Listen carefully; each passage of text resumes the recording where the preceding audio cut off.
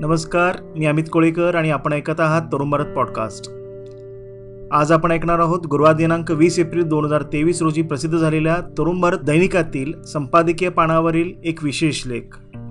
विषय: सूर्य तापला, संतापला. कालचा दिवस बरा अशी रोजची अवस्था आहे. सूर्य आग ओकत असल्याने माणूस, पक्षी, प्राणी, वनस्पती, जीवजंतू यांची होरपळ सुरूच आहे.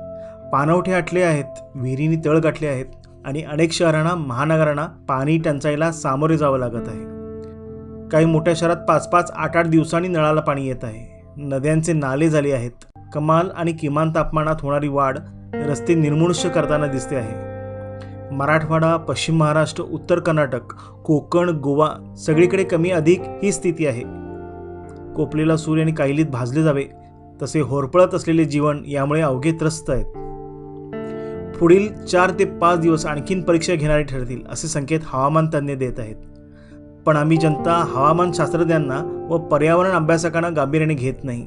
ओघानेच कालचा दिवस मागचे वर्ष बरे म्हणायची वेळ येते. अनेक प्राणी, पक्षी नष्ट होत आहेत.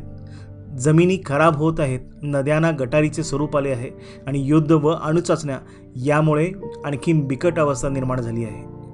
महाथंडी, महावर्षा, महाउष्णता यांचे तडाखे पाठोपाठ बसत आहेत. अवकाळीचे हे दुष्टचक्र, त्यांचे पंचनामे आणि त्या धक्क्यातून सावरण्यापूर्वीच उष्णतेची होरपळ सुरू झाली आहे.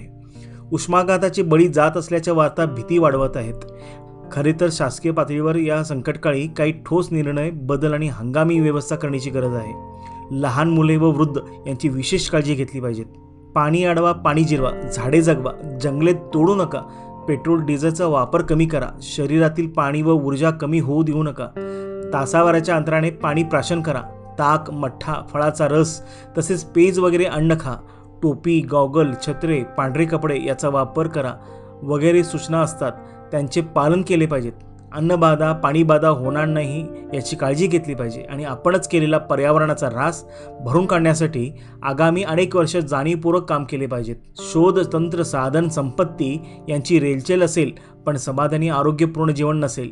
हे सारे सावरायचे असेल तर निसर्ग विध्वंसक तथाकथित प्रगती थांबवा. अकारण डिझेलचा, पेट्रोलचा धूर काढू नका. कार्बन उत्सर्जन थांबवा. सेंद्रिय शेतीकडे वळा. लोकसंख्या नियंत्रण ठेवा. निसर्गक्षण याकडे लक्ष द्या. पावसाचे जे अंदाज येत आहेत तेही भयभीत करणारे आहेत. समुद्रातील पाणी तापते आहे. गरम वारे वाहते आहे. आगामी पावसाळा सामान्य असेल असा प्रथम अंदाज भारतीय हवामान खात्याने व्यक्त केला आहे, तर स्कायमेटने दुष्काळाचे भाकीत केले आहे.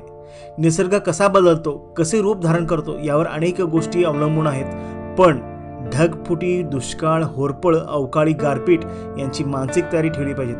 ओघानेच महापूर, उष्माघात, थंडीचे बळी हे सगळे येतेच. ही सर्व आपल्या कर्माचीच फळे आहेत. आपण झाडे तोडली, डोंगर उघडे बोडके केले, चकाचक रस्ते बांधले आणि पेट्रोल डिझेलचे धूर काढत प्रगतीच्या गप्पा मारू लागलो. आता डोळे उघडले पाहिजेत. आपण आज कोणती गती, प्रगती साधायची याचा रोडमॅप केला पाहिजेत व स्वतःला वाचवताना पृथ्वी वाचवली पाहिजेत. तूर्त सूर्य कोपला आहे हे मात्र नक्की.